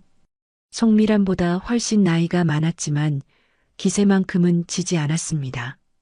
아무튼 이 할머니한테 손 떼면 가만 안 놔둬. 박 여사의 말에 송미란이 비웃었어요. 그리고 박 여사의 어깨를 거칠게 밀었습니다. 그래서 어쩔 건데요? 할머니가 돈 대신 갚아줄 거예요? 박 여사가 다시 비틀거렸지만 넘어지지는 않았어요. 대신 휴대폰을 꺼내더니 무언가 조작하기 시작했습니다. 그때 제가 깨달았어요. 박 여사가 이 상황을 촬영하고 있다는 걸 말이에요. 평소 같으면 생각지도 못했을 일이었지만 박 여사는 증거를 남기려고 했던 거예요. 송미란도 박 여사의 휴대폰을 보고는 화가 났는지 더욱 거칠게 굴었어요. 촬영하지 마요. 당장 꺼요. 송미란이 박 여사의 휴대폰을 빼앗으려 했지만 박 여사가 재빨리 피했어요. 평소에는 느려 보이던 박 여사가 이런 상황에서는 의외로 민첩했습니다. 안 꺼. 너 같은 나쁜 년이 사람 때리는 거 다 찍을 거야. 박 여사의 말에 송미란이 더욱 화를 냈어요. 그리고는 저에게 다시 달려들었습니다. 그럼 더 때려줄게. 아들이 갚을 때까지 매일 와서 때릴 테니까. 송미란의 손이 다시 제게 향했어요. 저는 피할 곳이 없어서 그저 눈을 감고 기다릴 수밖에 없었습니다. 그런데 그때 김밥집 문이 또 열리며 누군가 들어왔어요. 정장을 입은 중년 남성이었는데 급한 걸음으로 뛰어들어왔습니다. 죄송합니다. 늦었습니다. 모르는 사람이었어요. 하지만 웬일인지 송미란의 얼굴이 순간 굳어졌습니다. 당신 누구예요? 송미란이 경계하며 물었어요. 남자는 숨을 고르며 대답했습니다. 이정우입니다. 혜린식품 법무팀장이고요. 혜린식품? 혜린이의 회사였어요. 그럼 이 사람이 혜린이가 보낸 걸까요? 대표님이 오고 계십니다. 그리고 CCTV 확보했습니다. 이정우 팀장이 차분하게 말했어요. 송미란의 얼굴이 점점 하얗게 변해갔습니다. CCTV가 뭐가 어쨌다고요? 송미란이 여전히 강하게 나왔지만 목소리에 동요가 느껴졌어요. 불법 추심 협박 그리고 상습 폭행까지 증거가 충분합니다. 이정우 팀장의 말에 송미란이 당황하기 시작했어요. 평소의 기세가 많이 꺾인 것 같았습니다. 박 여사가 휴대폰을 흔들며 말했어요. 맞아. 내가 다 찍었어. 이 여자가 어머님 때리는 거 전부다. 박 여사의 말에 송미란이 더욱 당황했어요. 주변을 두리번거리며 어떻게 해야 할지 모르는 것 같았습니다. 그리고 김밥집 CCTV도 다 확인했습니다. 기물 파손, 영업 방해까지 추가되네요. 이정우 팀장이 계속 말을 이어갔어요. 송미란의 얼굴이 점점 어두워졌습니다. 뭐가 어쨌다고. 돈 갚으라는 게 잘못이에요? 송미란이 억지로 큰 소리를 냈지만 예전처럼 위압적이지는 않았어요. 돈 갚으라고 하는 건 문제없죠. 하지만 폭행은 명백한 범죄입니다. 이정우 팀장의 차분한 대답에 송미란이 할 말을 잃었어요. 그때 다시 김밥집 문이 열렸어요. 이번에는 혜린이었습니다. 평소와 다르게 당당하고 차분한 모습이었어요. 혜린이가 들어서자 분위기가 완전히 바뀌었습니다. 마치 지휘관이 등장한 것 같은 느낌이었어요. 어머님, 괜찮으세요? 혜린이가 먼저 저를 확인했어요. 그 따뜻한 목소리에 제 마음이 조금 진정되었습니다. 혜린아. 제가 혜린이의 이름을 부르자 송미란이 혜린이를 째려봤어요. 당신이 김민재 와이프예요? 네, 그렇습니다. 혜린이가 당당하게 대답했어요. 송미란과 전혀 기죽지 않고 맞서는 모습이었습니다. 그럼 얘기가 빨라지네요. 남편 빚 갚을 거예요. 안 갚을 거예요? 송미란이 다시 기세를 부리려 했지만 혜린이는 전혀 흔들리지 않았어요. 물론 갚겠습니다. 하지만 정당한 방법으로요. 혜린이의 말에 송미란이 눈썹을 찌푸렸어요. 정당한 방법이 뭐예요? 법정에서 정식으로 채권 채무 관계를 확인하고 합법적인 이자로 계산해서 갚겠습니다. 혜린이의 대답에 송미란의 얼굴이 급변했어요. 아마 법정에서는 자신들이 불리할 거라는 걸 알고 있었을 거예요. 법정? 뭔 소리예요? 지금까지 받으신 돈과 법정 이자를 계산해보면 이미 원금은 다 갚으셨을 겁니다. 혜린이의 말에 이정우 팀장이 고개를 끄덕였어요. 미리 계산해봤나 봐요. 송미란이 당황하며 큰 소리를 냈어요. 그런 게 어디 있어요? 계약서에 명시되어 있다고. 그 계약서가 합법적인지 먼저 확인해 봐야겠네요. 혜린이의 차분한 대답에 송미란이 할 말을 잃었어요. 평소에 협박으로 돈을 받아내던 방식이 통하지 않는 거였습니다. 이정우 팀장이 송미란에게 말했어요. 지금까지의 모든 증거는 확보했습니다. 계속 이런 식으로 하시면 형사 고발까지 갈 수 있습니다. 송미란의 얼굴이 완전히 하얗게 변했어요. 상황이 완전히 뒤바뀐 거였습니다. 박 여사가 휴대폰을 흔들며 말했어요. 경찰서 가서 이 영상 다 보여줄 거야. 송미란이 박 여사를 노려봤지만 예전처럼 함부로 할 수는 없었어요.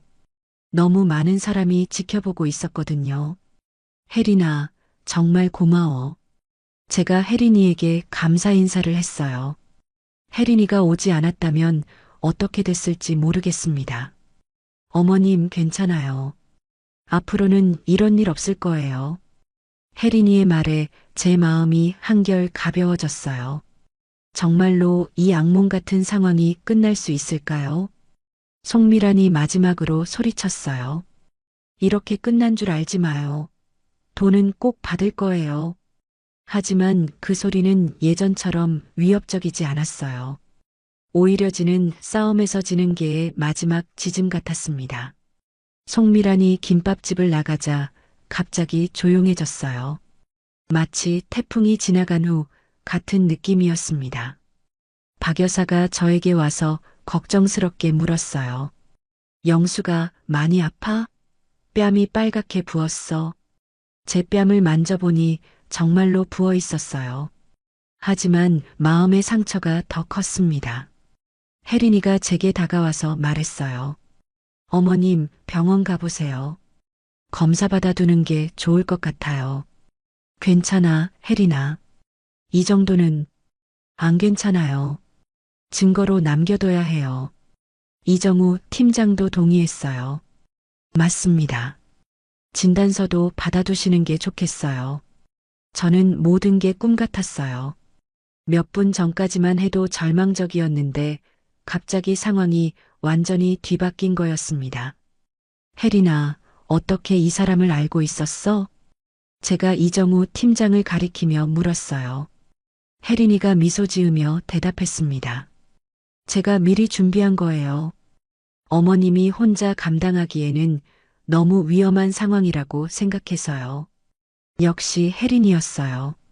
저 혼자서는 절대 생각할 수 없는 일이었습니다. 박 여사가 감탄하며 말했어요. 혜린 씨 정말 대단해. 어떻게 이런 걸 미리 준비했어?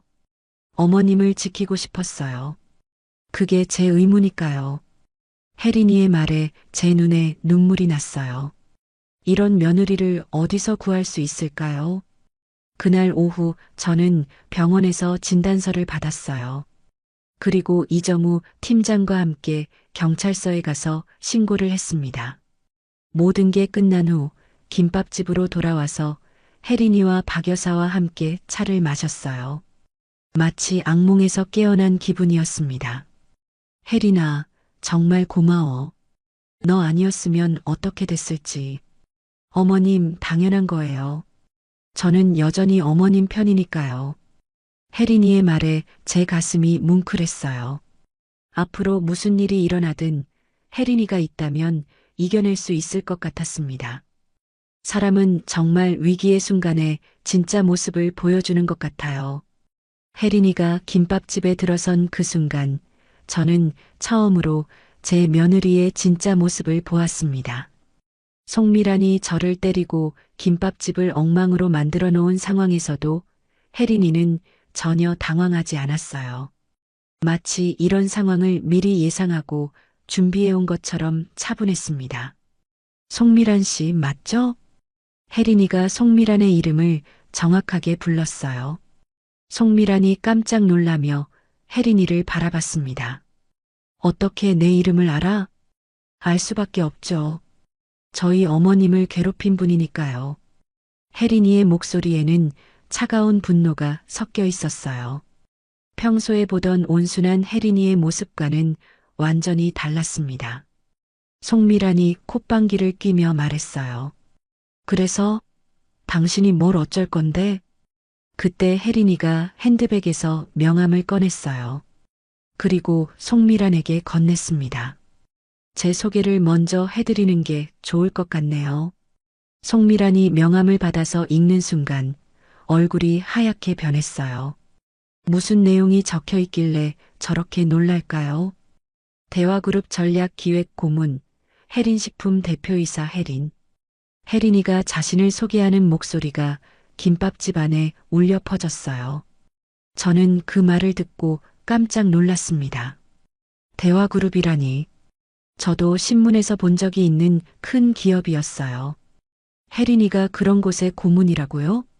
송미란의 손이 떨리기 시작했어요. 명함을 다시 한번 자세히 들여다보더니 혜린이를 올려다봤습니다. 이게 진짜예요? 의심스러우시면 확인해 보세요. 혜린이가 담담하게 대답했어요. 송미란은 급하게 휴대폰으로 뭔가를 검색하기 시작했습니다. 잠시 후 송미란의 얼굴이 더욱 창백해졌어요. 분명히 혜린이의 신원을 확인한 것 같았습니다. 이정우 팀장이 송미란에게 다가가며 말했어요. 송미란 씨, 지금까지 하신 행동들이 모두 기록되어 있습니다. 불법 추심, 협박, 상습 폭행까지. 이정우 팀장이 태블릿을 꺼내서 송미란에게 보여줬어요. 화면에는 여러 가지 자료들이 나와 있었습니다. 이 모든 증거들을 검찰에 제출하면 송미란 씨는 최소 3년은 감옥에 가게 됩니다. 송미란의 얼굴에서 혈색이 완전히 사라졌어요. 이제야 상황의 심각성을 깨닫는 것 같았습니다. 박 여사가 떨리는 손으로 휴대폰을 꺼내며 말했어요. 혜린아, 내가 다 찍어놨어. 이 여자가 어머님 때리는 거 전부 다. 박 여사의 휴대폰 화면에는 방금 전 상황이 고스란히 담겨 있었어요. 송미란이 저를 때리고 김밥을 던지는 모습까지 선명하게 녹화되어 있었습니다. 박 여사님, 정말 고마워요. 이 영상이 결정적 증거가 될 거예요. 혜린이가 박 여사에게 고개를 숙여 인사했어요. 박 여사도 뿌듯한 표정을 지었습니다. 송미란이 급하게 말했어요. 잠깐. 그 영상 지워요. 제가 동의한 적 없어요. 공공장소에서 벌어진 일이고 범죄 현장이니까 동의가 필요하지 않습니다. 이정우 팀장이 법적 근거를 들어 설명했어요. 송미란은 할 말을 잃었습니다. 혜린이가 송미란에게 한 발짝 다가가며 말했어요. 송미란 씨, 지금까지 민재 씨한테서 받은 돈이 총 얼마인지 아세요? 송미란이 대답하지 않자 이정우 팀장이 자료를 읽어줬어요. 지난 6개월 동안 총 700만 원을 받으셨네요. 원금 100만 원에 대한 법정 이자는 40만 원 정도입니다. 송미란의 눈이 커졌어요. 자신이 얼마나 터무니없는 이자를 받았는지 계산이 나온 거였습니다. 그럼 이미 원금과 이자는 모두 갚은 거네요. 오히려 송미란 씨가 초과분을 돌려줘야 할 상황입니다. 혜린이의 말에 송미란이 당황하며 소리쳤어요. 말도 안 돼. 계약서에 명시되어 있다고. 그 계약서 한번 볼까요? 혜린이가 차분하게 요구했어요. 송미란이 망설이다가 가방에서 계약서를 꺼냈습니다. 이정우 팀장이 계약서를 훑어보더니 고개를 저었어요. 이 계약서는 법적 효력이 없습니다. 이자 제한법을 위반했고 강박에 의한 계약으로 보입니다. 송미란의 얼굴이 점점 어두워졌어요. 모든 카드가 다 막힌 상황이었습니다. 혜린이가 송미란을 똑바로 바라보며 말했어요. 우리 어머님한테 손 떼는 순간 당신 인생이 먼저 무너집니다. 그 말을 할 때 혜린이의 눈빛이 너무 차가워서 저도 소름이 돋았어요. 평소에 보던 온순한 혜린이가 이렇게 무서운 면도 있다는 걸 처음 알았습니다. 송미란이 완전히 기가 죽어버렸어요. 더 이상 큰 소리 칠 수도 없었습니다. 그럼 어떻게 하자는 거예요? 송미란의 목소리가 떨리고 있었어요. 이제야 협상을 요청하는 것 같았습니다. 혜린이가 이정우 팀장에게 눈짓을 했어요. 이정우 팀장이 서류를 꺼내며 말했습니다. 두 가지 선택이 있습니다. 첫째, 지금까지의 모든 증거를 검찰에 제출해서 정식으로 고발하는 것. 송미란의 얼굴이 더욱 하얗게 변했어요. 둘째, 합의서에 서명하고 앞으로 김민재 씨 가족에게 일절 접근하지 않겠다고 약속하는 것. 송미란이 잠시 고민하더니 물었어요. 합의서에 서명하면 어떻게 되는 거예요? 민재 씨가 지금까지 갚은 돈으로 모든 채권 채무 관계가 끝납니다.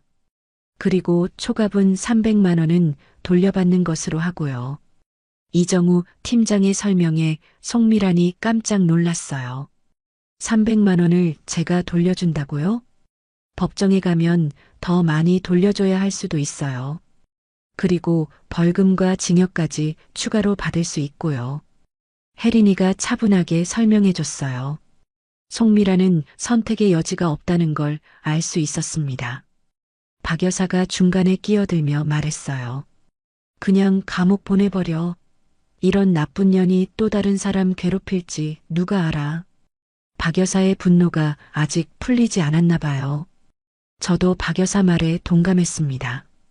하지만 혜린이는 다른 생각인 것 같았어요.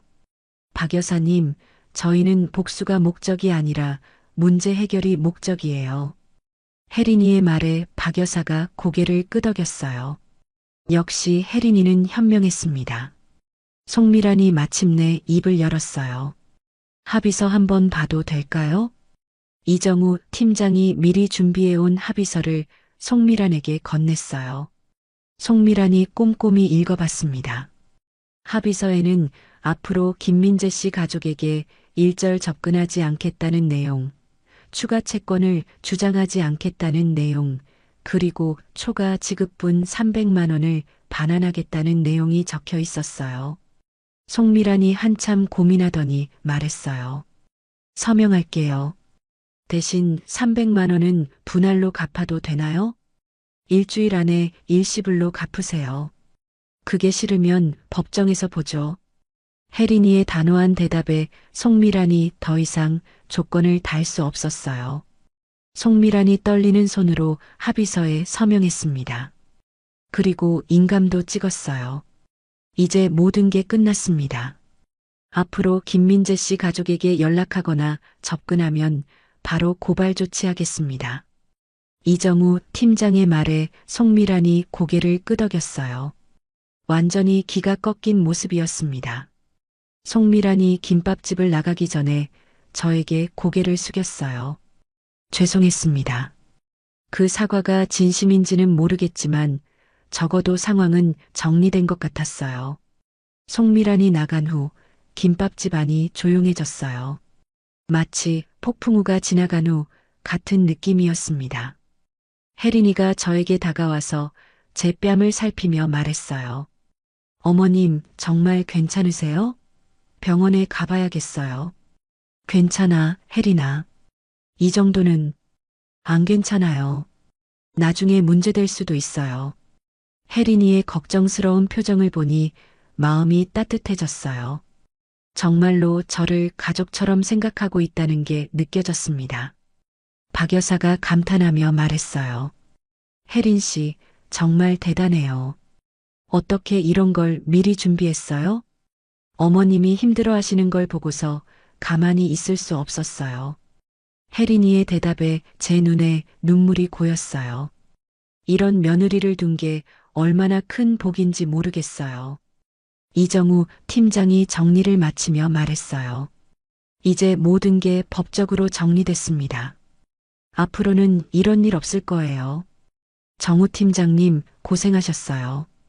혜린이가 이정우 팀장에게 감사 인사를 했어요. 이정우 팀장도 미소를 지으며 고개를 숙였습니다. 대표님 가족 일인데 당연한 거죠. 이정우 팀장이 나간 후 저와 혜린이 그리고 박 여사만 김밥집에 남았어요. 박 여사가 혜린이에게 말했어요. 혜린 씨, 오늘 정말 멋있었어요. 마치 영화 보는 것 같았어. 박 여사님이 영상 찍어주신 덕분이에요. 그 증거가 없었다면 어려웠을 거예요. 혜린이가 박 여사에게 고마워했어요. 박 여사도 뿌듯한 표정을 지었습니다. 우리 영숙이한테 그런 짓을 하다니. 내가 참을 수 없었어. 박 여사의 의리에 제 가슴이 뭉클했어요. 혈연이 아니어도 이렇게 챙겨주는 사람들이 있다니요.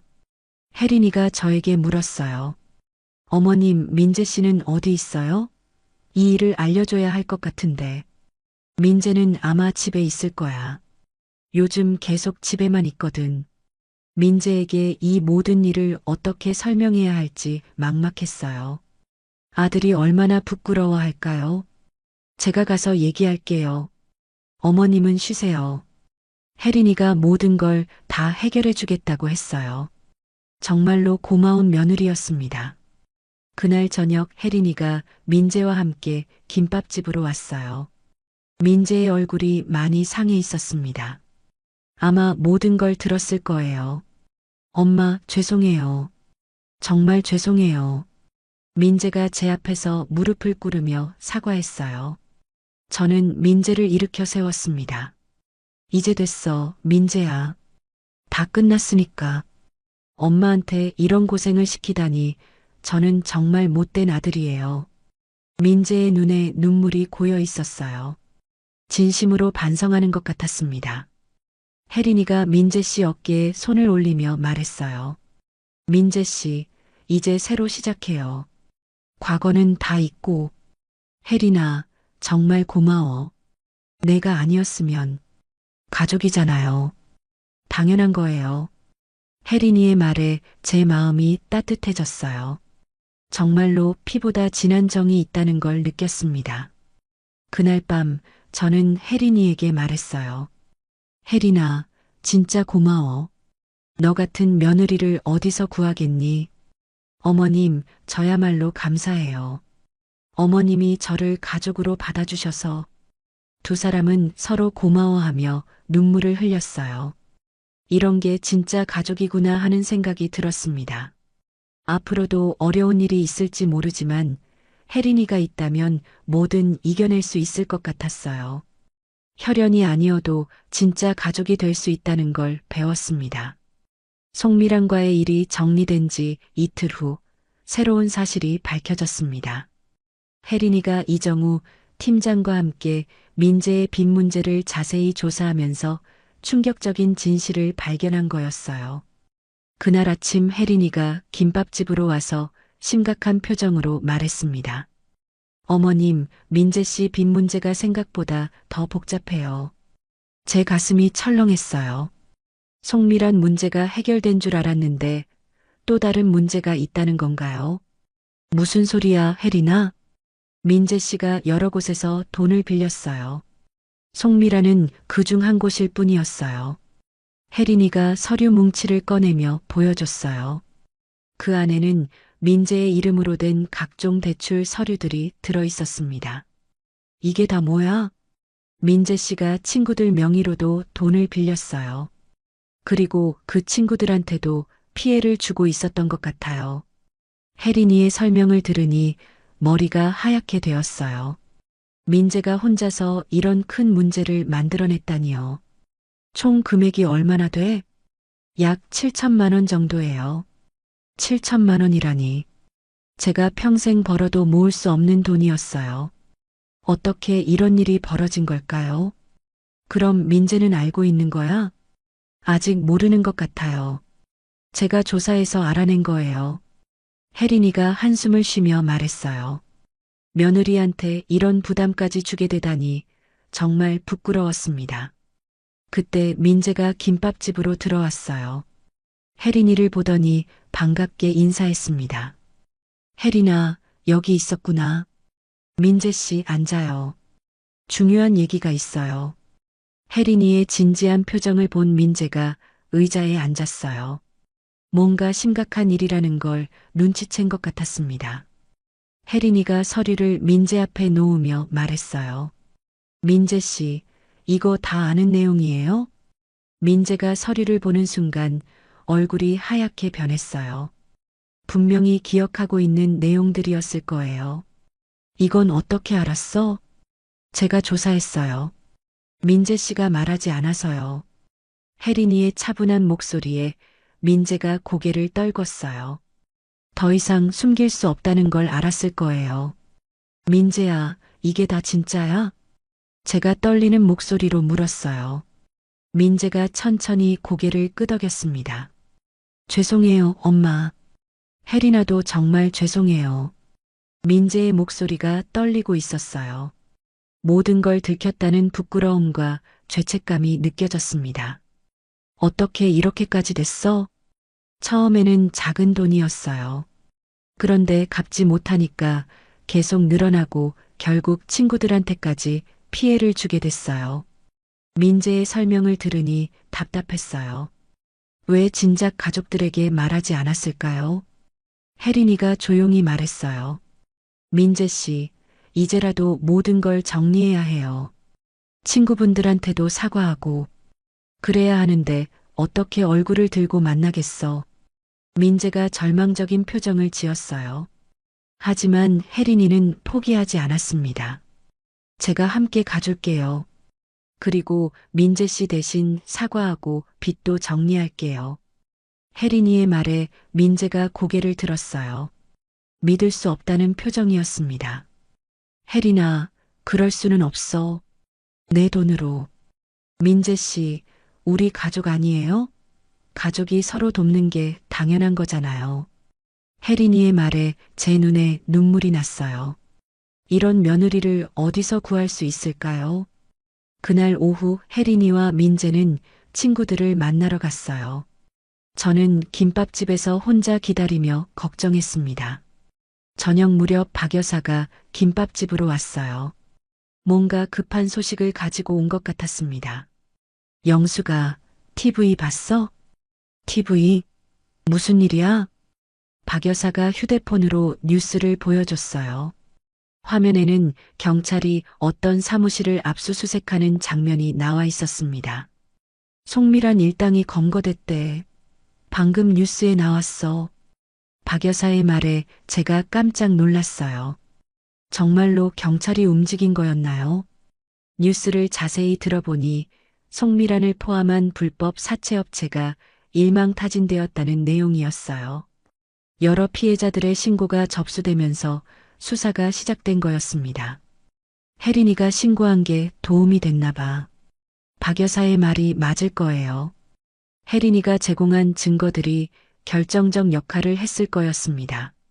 뉴스를 보고 있는데 동네 아주머니들이 하나둘 김밥집으로 왔어요. 모두 뉴스를 보고 온 것 같았습니다. 어머니, 이제야 속이 좀 시원하겠어요. 그 나쁜 년들이 드디어 잡혔네요. 아주머니들이 저를 위로해 주셨어요. 동네 사람들이 제 일을 이렇게 걱정해주고 있었다는 걸 새삼 느꼈습니다. 박 여사가 자랑스럽게 말했어요. 내가 찍은 영상도 증거로 쓰였을 거야. 정말 잘한 일이었어.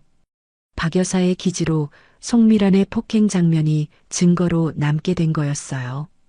정말로 고마운 이웃이었습니다. 저녁에 혜린이와 민재가 돌아왔어요. 둘 다 많이 지쳐 보였지만 표정은 한결 밝아져 있었습니다.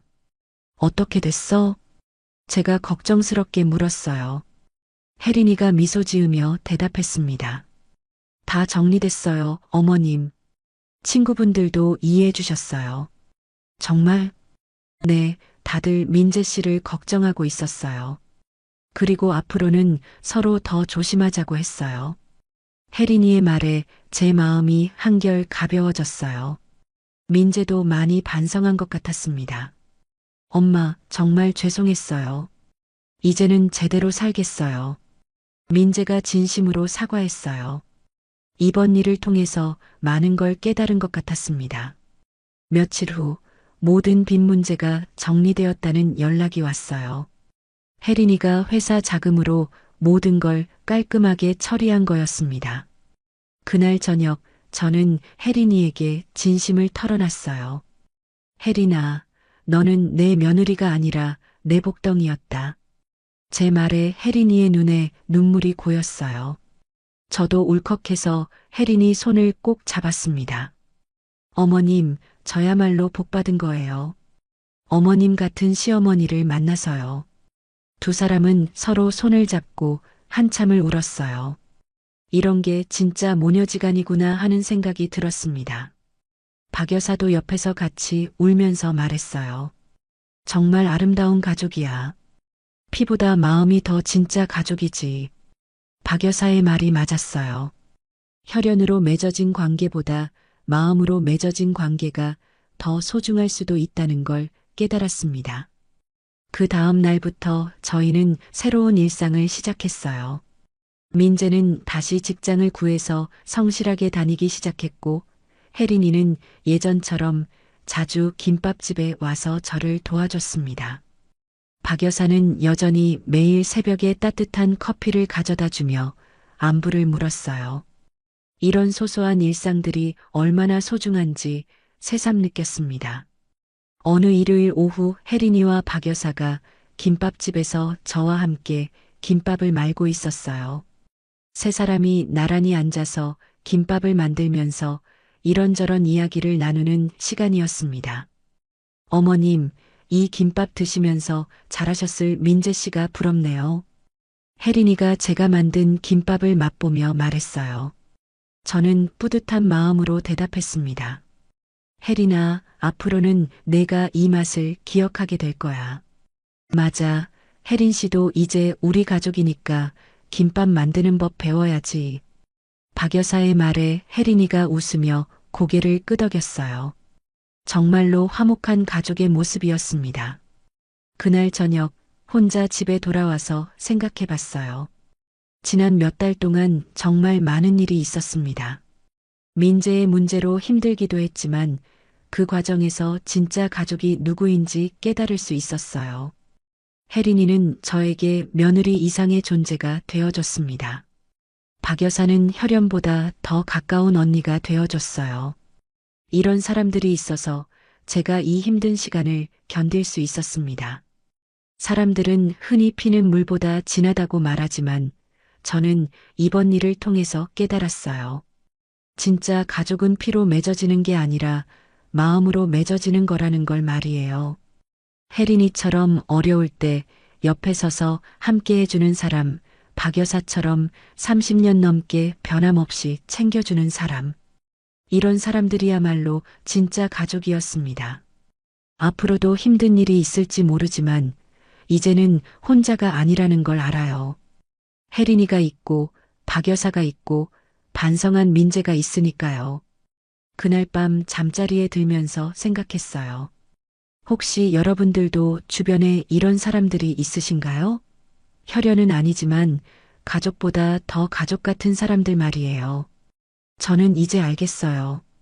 진짜 소중한 건 멀리 있는 게 아니라 바로 옆에 있다는 거요. 매일 새벽에 커피를 가져다 주는 박 여사의 마음, 어려울 때 포기하지 않고 끝까지 도와준 혜린이의 마음. 이런 마음들이 모여서 진짜 가족을 만드는 거였어요. 세월이 흘러도 이 마음만은 변하지 않을 거라고 믿습니다. 그리고 저도 누군가에게는 그런 사람이 되고 싶어요. 피는 나누지 못해도 마음은 나눌 수 있으니까요.